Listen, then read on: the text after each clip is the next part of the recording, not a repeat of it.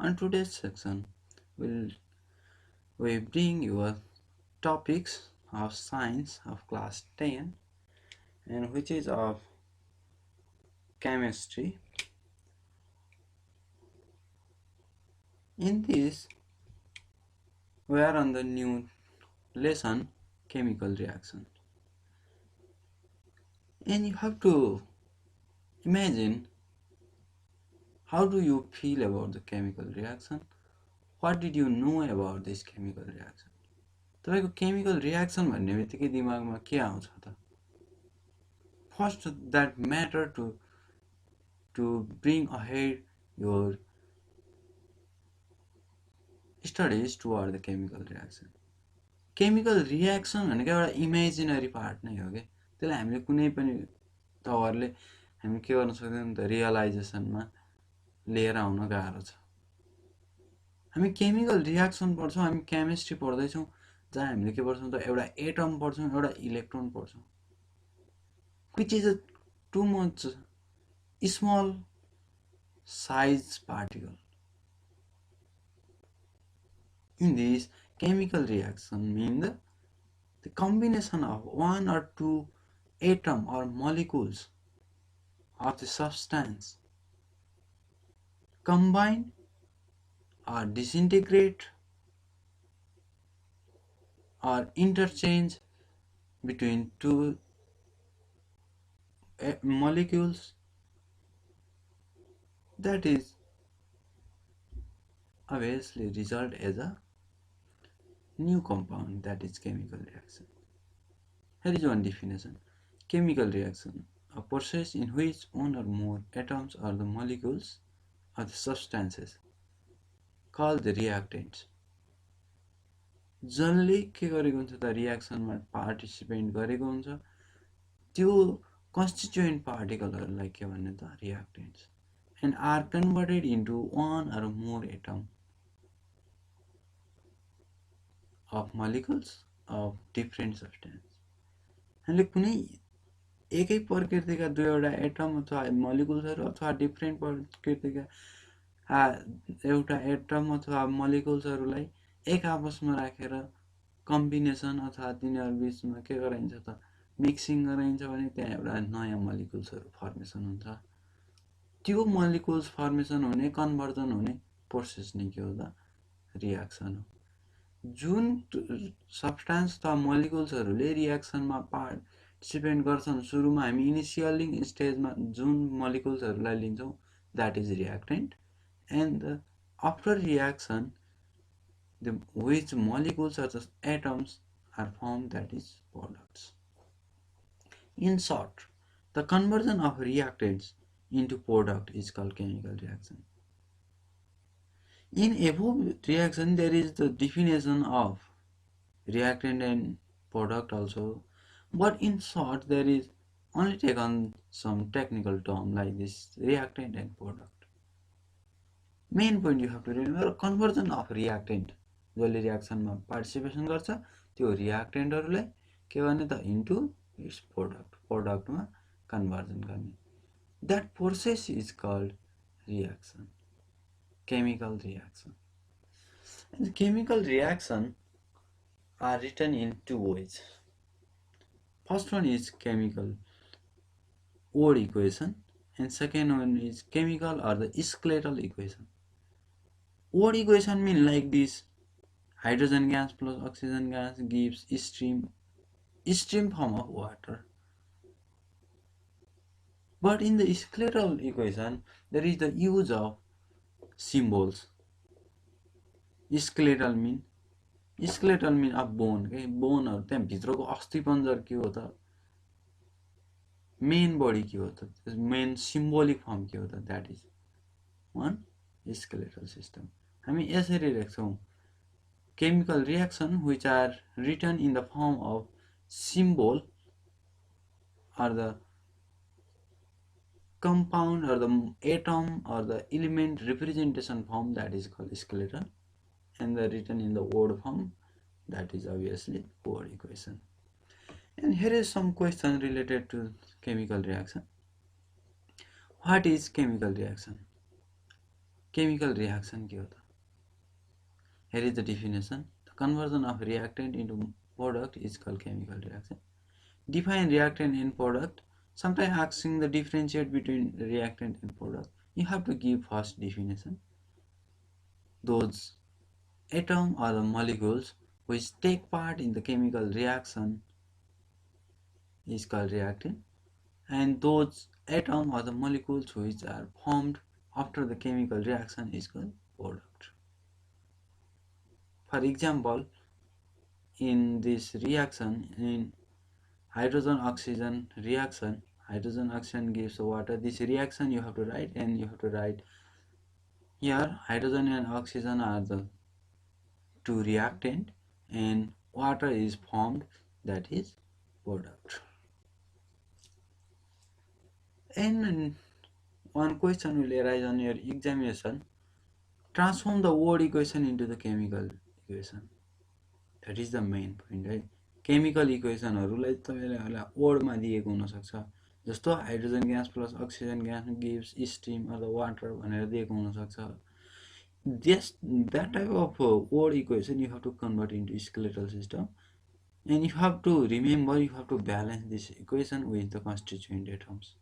Constituent atomहरुसँगै तपाईहरुले के पनि गर्नुपर्ने हुन्छ त, ब्यालेन्स पनि गर्नुपर्ने हुन्छ. ब्यालेन्स पनि तपाईको यहाँ हाइड्रोजनको एटमहरुको नम्बर कति छ, अक्सिजनको नम्बर कति छ, यसमा पनि हाइड्रोजन अक्सिजनको नम्बरहरु रिएक्टेन्ट र प्रोडक्टमा जहिले पनि इक्वल हुनुपर्छ. That is balanced chemical equation. We'll go on the next one.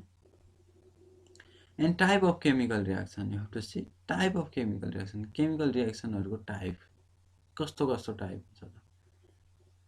First one is combination reaction. Combination भन्ने बित्तिकै तपाईले सम्झिनु पर्यो कि दुईवटा constituent एटमहरु मिलेर एउटा एटम बन्छ भने त्यो के हो त, combination reaction. And second one, you have to see decomposition. Decomposition भनेको टुक्रिने, एउटा एटम टुक्रेर दुईवटा अथवा दुईभन्दा बढी मोलिकुल्सहरु बन्छ भने त्यो प्रोडक्टमा बन्छ भने त्यो हो त decomposition. Easily you can see here. It may be defined as the chemical reaction in which two or more substances combine to form a single substance under the suitable condition. दुईवटा भन्दा बढी एटमहरु मिलेर के हुनु पर्यो त, एउटा एटम बन्नु पर्यो. जस्तो हाइड्रोजन र नाइट्रोजन मिलेर एमोनिया बन्छ, and magnesium oxide, carbon dioxide दुईवटा मोलिकुल्स मिलेर पनि अर्को नयाँ मोलिकुल्स बन्न सक्छ. Here is carbon dioxide molecules and hydrogen atom मिलेर के बन्न सक्छ त, कार्बन डाइअक्साइड मोलिकुल बन्न सक्छ. And this is a molecules and this is compound. Molecules भनेको के हो त, compound बाट बनेको हुन्छ भने atom भनेको चाहिँ element बाट बनेको हुन्छ. You have to remember.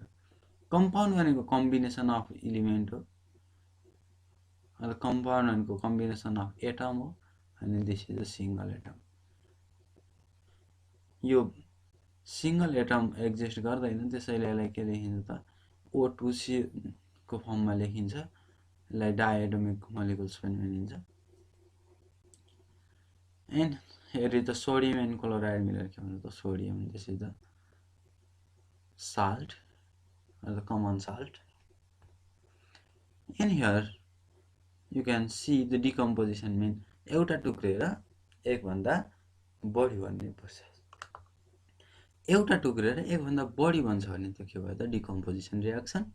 The reaction in which a single compound break down into the two or more than two element or the new compound is called decomposition. यो एउटा compound छ, के भयो त, यो टुक्रेर एउटा दुईवटा के भन्यो त, मोलिकुल्सहरु बन्यो अथवा कम्पाउन्डहरु बन्यो. तर यहाँनेर एउटा के छ त, कम्पाउन्ड छ. यो कम्पाउन्ड के भयो त, ब्रेकडाउन भएर दुईवटा एटम बन्यो, हाइड्रोजन र अक्सिजन. यो चाहिँ के हो त, decomposition हो. And here suitable condition means it's need a heat. यो heat को symbol हो भने it need a electricity or the electrolysis should be done, and this is the symbol of light.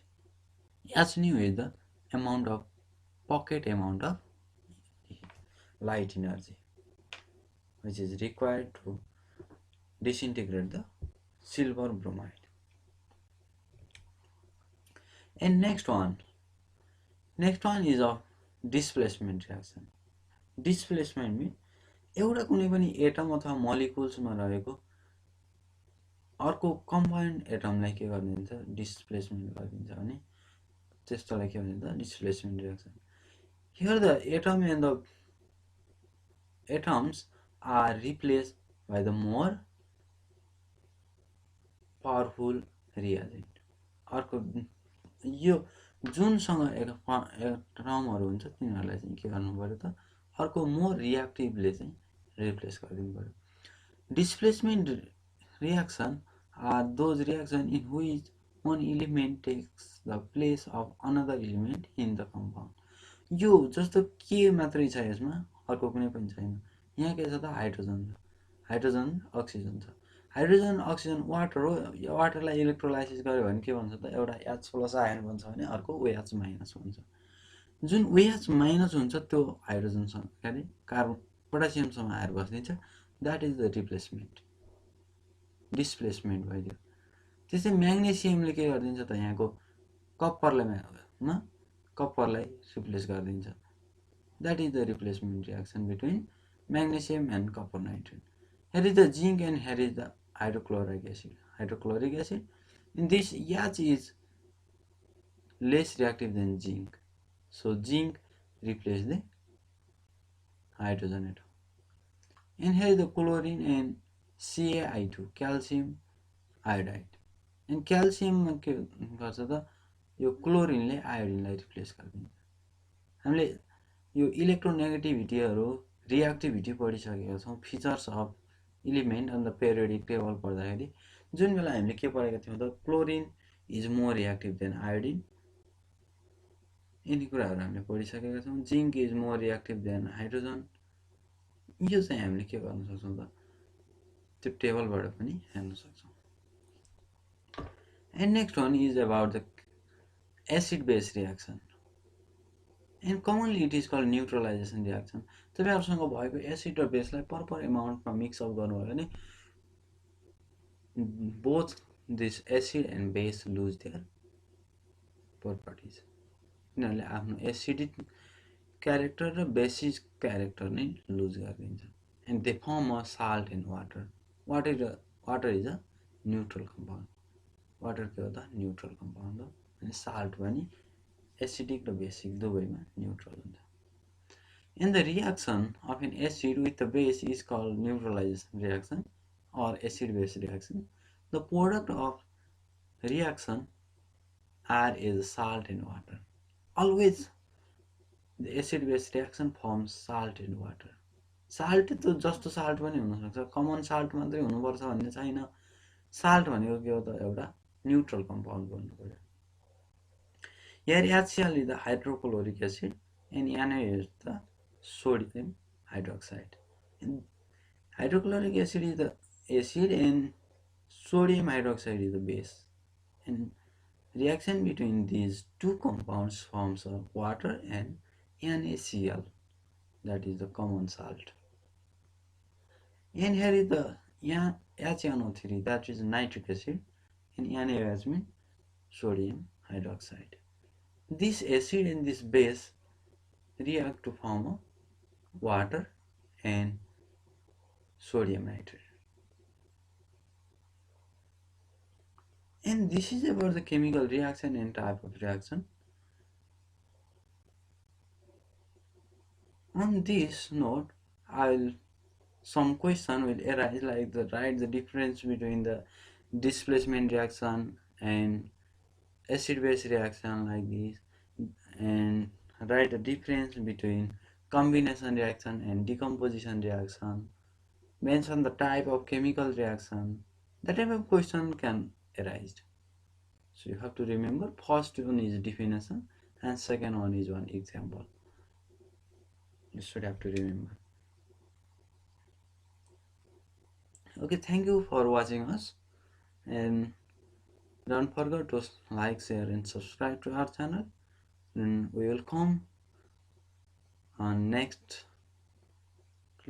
days with next topics, and we will come with the next topics related to chemical reaction like the factor affecting chemical reaction and different questionnaire with this note. Thank you for watching us this much for today.